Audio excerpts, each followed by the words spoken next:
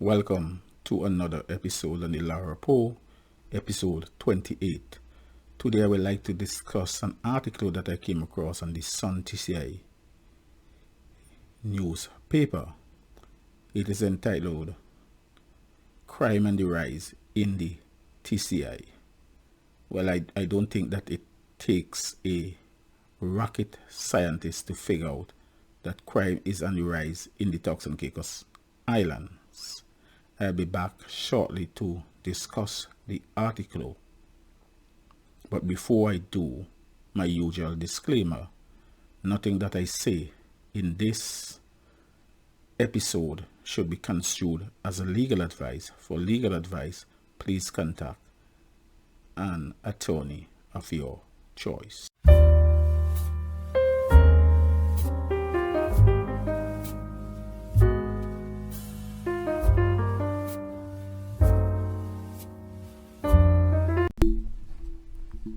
The article was published on the 20th of June 2022.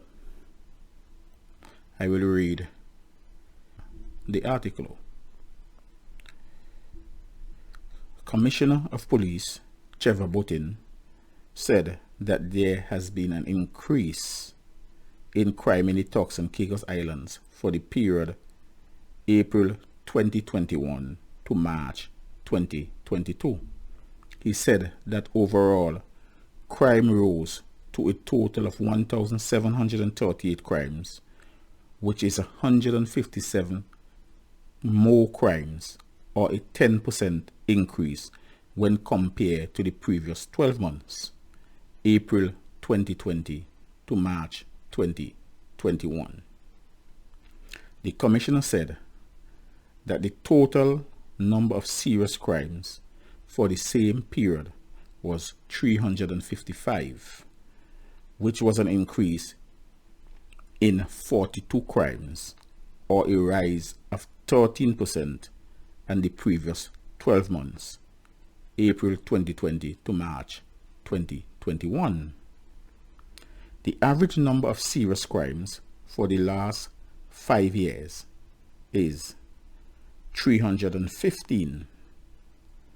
So the period 2021 to 2022 saw a total above the 5-year average, Botting said.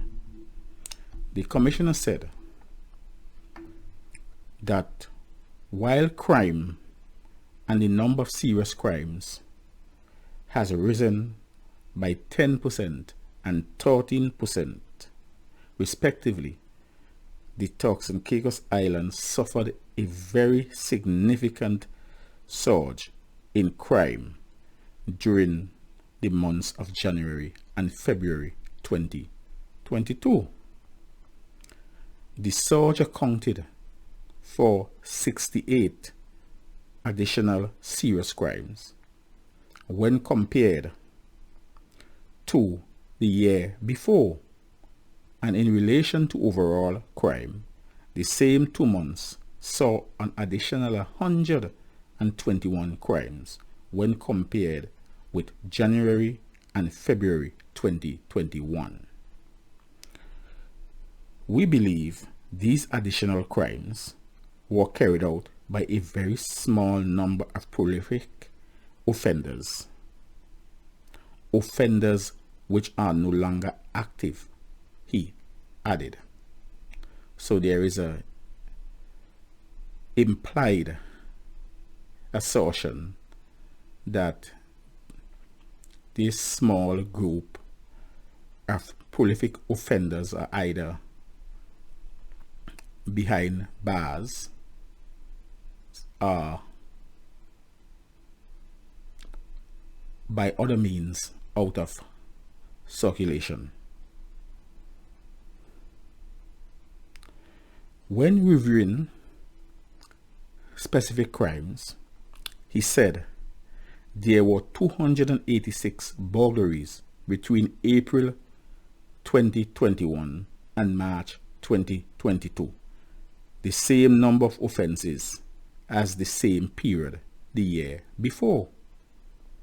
there was a rise in aggravated burglaries of 19 offences compared to the year before, with a total of 53, and also a rise in firearm offences with an additional 37 crimes compared to the same period the year before. So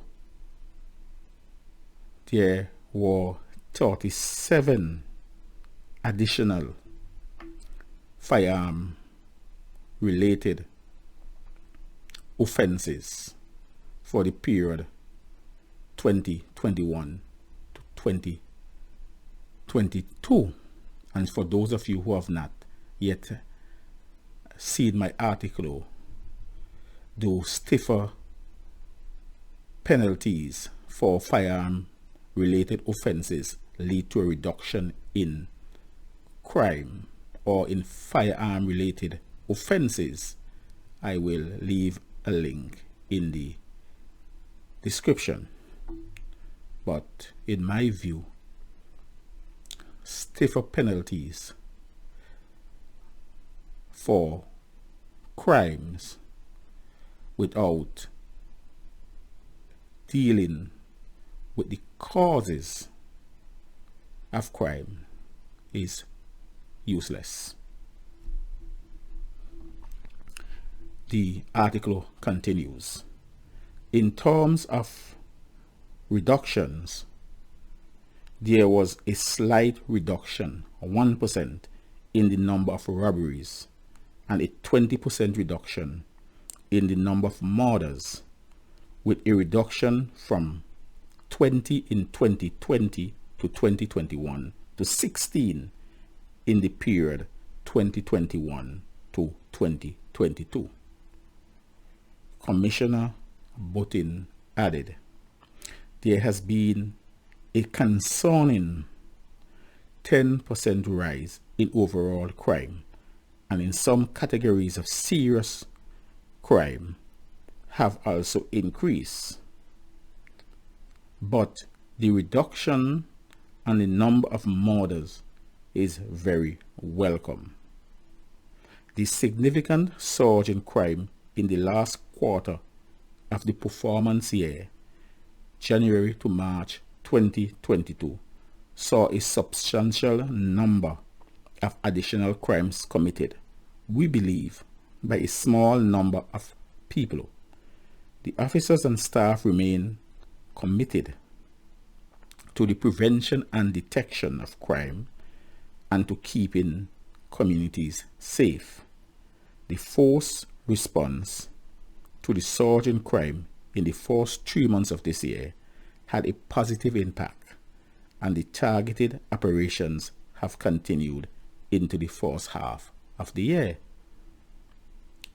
Commenting on crime in general, Commissioner Botting said, whilst policing is at the forefront of crime prevention and detection, through enforcement, and the officers and staff within the force have worked very hard to tackle the surge in crime committed by prolific and dangerous criminals.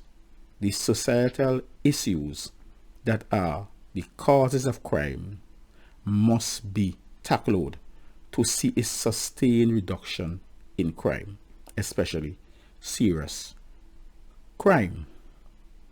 We will be further developing our community policing teams across the TCI over the coming year, as well as working with our partner agencies and our communities to tackle crime together and build safer communities. Now, the conclusion of the Commissioner's comments on the crime situation in the Turks and Caicos Islands, in my respectful view, is a message to the government and the political class in the Turks and Caicos Islands that the causes of crimes and the conditions that allow crime and violence to flourish unchecked in the Turks and Caicos Islands must be addressed. And it only could be addressed through a political solution. In my view, stiffer penalties is the legal response to crime and violence. But if the causes are not addressed, then crime and violence will continue to rise to astronomical proportions. Further, it is my view that the police are to marry the three modern tools of policing available more effectively: forensic, community policing, and proper investigative techniques. Until this is done, crime and violence will continue to increase. This is where I will leave it for today.